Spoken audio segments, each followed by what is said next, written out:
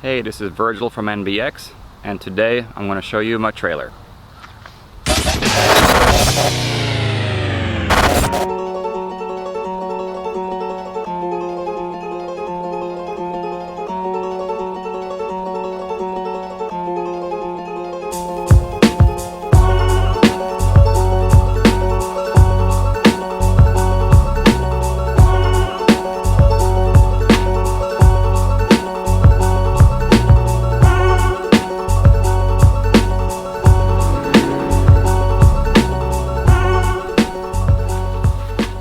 First things you notice when you look at my trailer is that it does look very militaristic still, and that's because it is a Canadian military trailer that was originally bought at auction.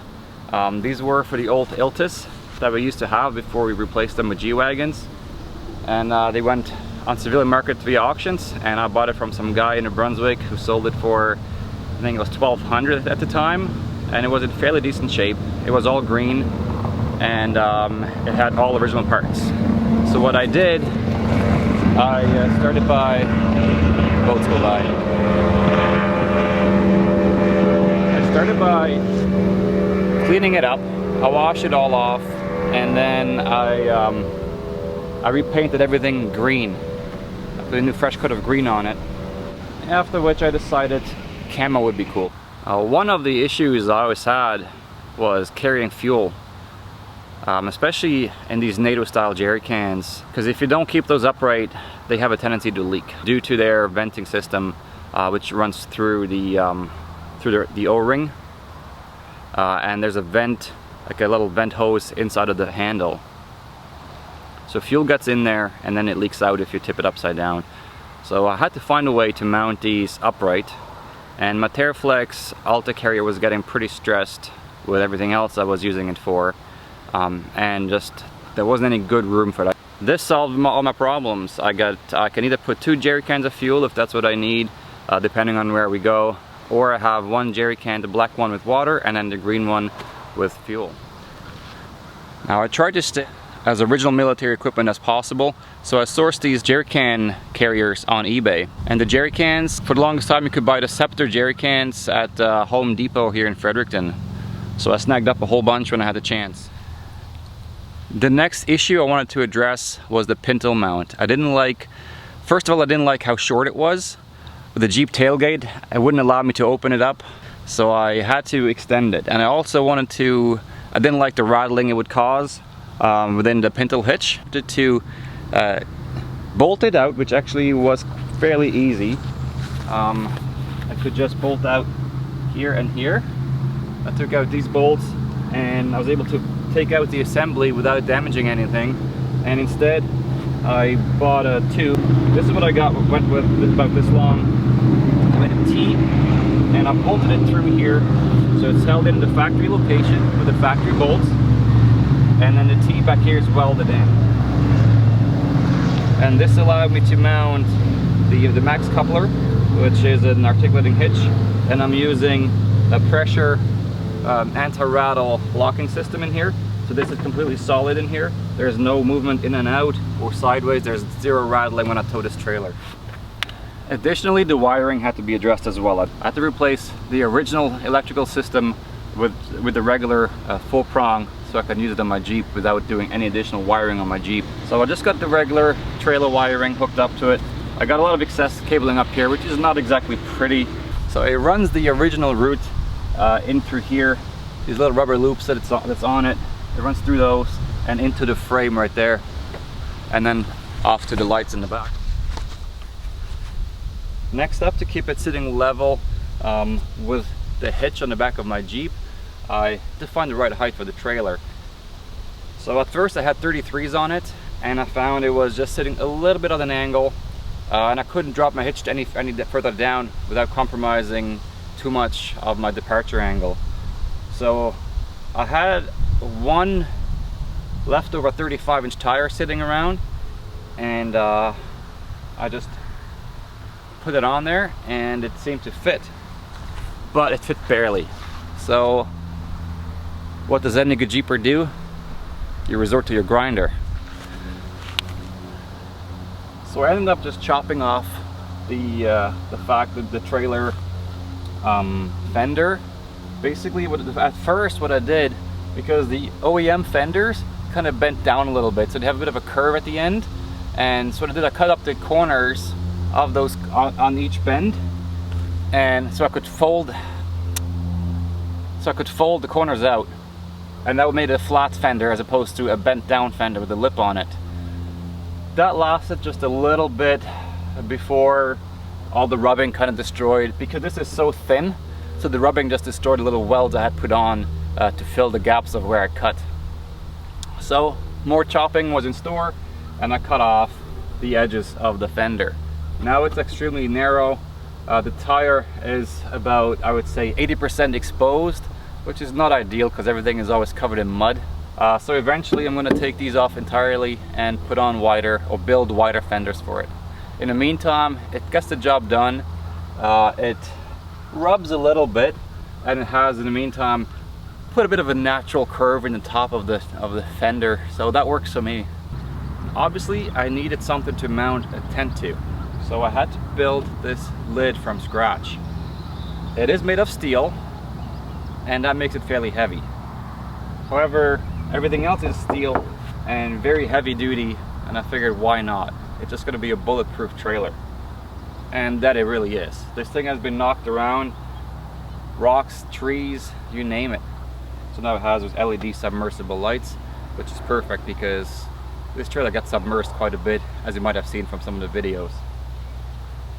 So we got 35-inch tires on 15-inch wheels, and I'm running adapter. Didn't change the hubs out, so it's the original axle with the original hub. I just got adapters from the 5x4.7. I didn't have to look that up. I'm going to put the real dimensions on the screen here. But I bought adapters that were 5x4.5 bolt pattern, which is the same as a Jeep TJ, and I had these rims for it. So back to the lid. So I built this lid from scratch, like I said. I wanted to keep it low profile. Yes, it would be cool to be able to raise it and use the annex. However, I'm all about a low center of gravity, which is also why my Jeep is fairly low.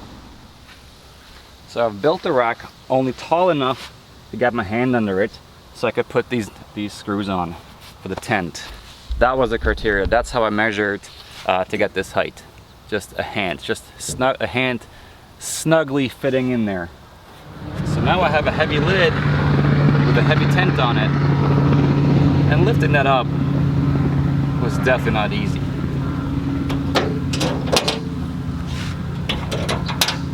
So I resorted to the help of a few struts. It is still fairly heavy to lift when the tent is closed. However, when the tent is open, it opens up by itself. So I got two struts, 100-pound struts on one side and one 100-pound struts on the other side. I am able to do it with one hand. Good thing is it doesn't slam down. Well, maybe a little.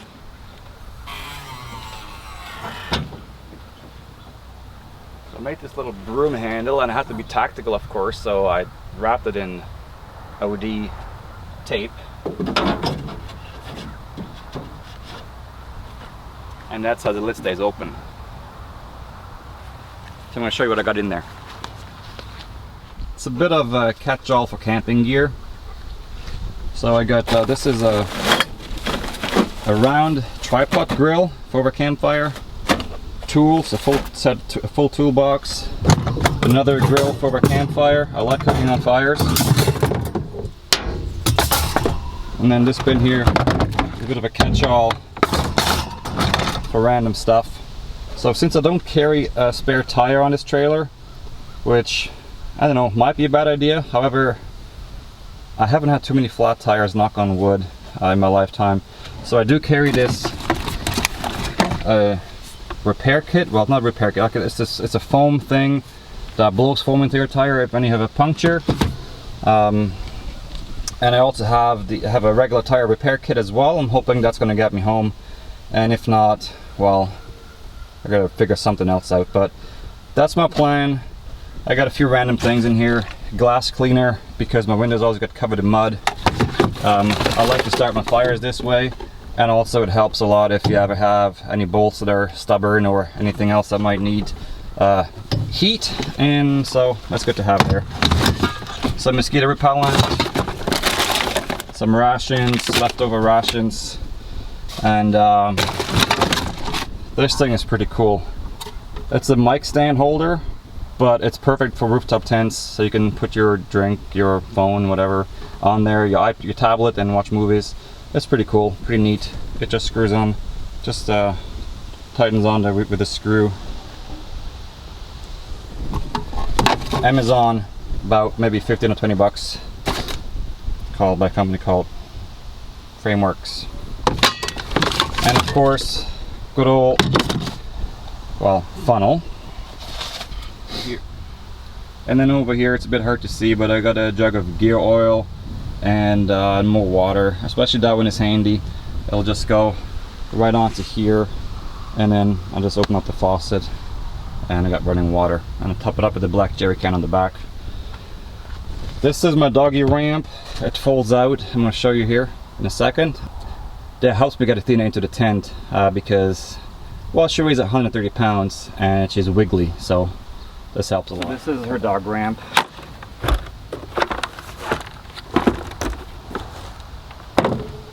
It helps get her up there. So that doggy ramp helps a lot, and it's also very lightweight. It's only plastic. And I got a table, comfy camping chair. This is a bug screen, instant screened canopy. Tent poles. Got my jack for the back. Back here, just got a milk crate of again, random catch-all stuff. Get the tent pegs. I got this. It's the same thing as what Chris Shantz uses. I haven't used it yet, but it looks pretty handy. It's kind of like a rinsing kit. And then get a bottle jack in there. And then you might be wondering what these blocks of wood here are. And basically, I just put this in here to prevent anything from getting damaged from the bolts that I'm going to try to show you. So because of the jerry can mounts, I bolted through the trailer, through the armor on the corners, which is fairly thick. Just because the ends of it are, I'm going to use my shadow, are protruding out here and everywhere else along this row here. I put the wood on there to prevent any of the soft stuff from getting damaged or any of the containers of it being punctured by accident. Here's my dual strut system, and it works really well. I might do a second strut on the left side as well.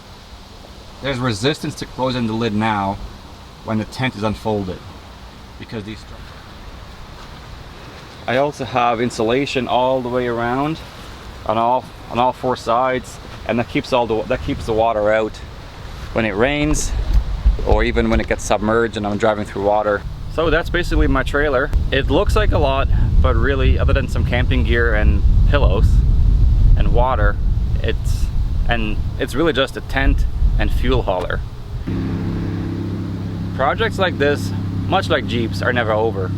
So my next plan, already mentioned, the fenders are going to be addressed, and who knows, maybe 37s in the future.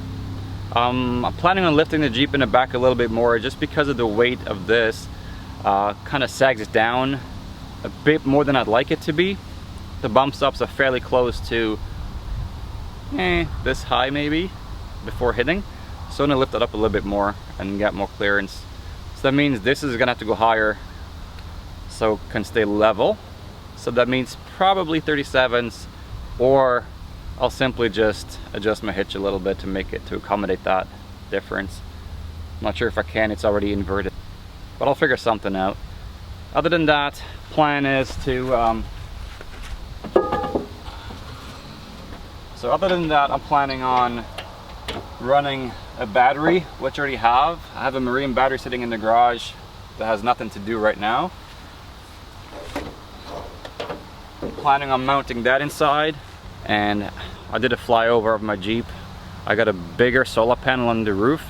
I'm gonna try to using that from now on out, as opposed to the small one the 50 watt that I used to have on the Terraflex rack in the back. I now want to use the 50 watt one to put on the tent here and trickle charge the battery that's going to be in the trailer. Just so I can mount some lights on to the sides here. I think it would be cool to have some lights on all 4 corners. So then at nighttime, either ambient light or just if you had to go get something from the trailer, just to have light. I think other than electrical, I don't really have any big plans for it right now. If you have any questions or comments, please drop them down below and I'll be glad to answer them. So please subscribe, we got more videos to come, more walk-arounds of both the Jeeps, my Gecko once its repairs have been done, and then I'm going to tackle Nick's Panda as well, do a detailed talkthrough of both of those Jeeps. Thanks for watching, see you on the trails.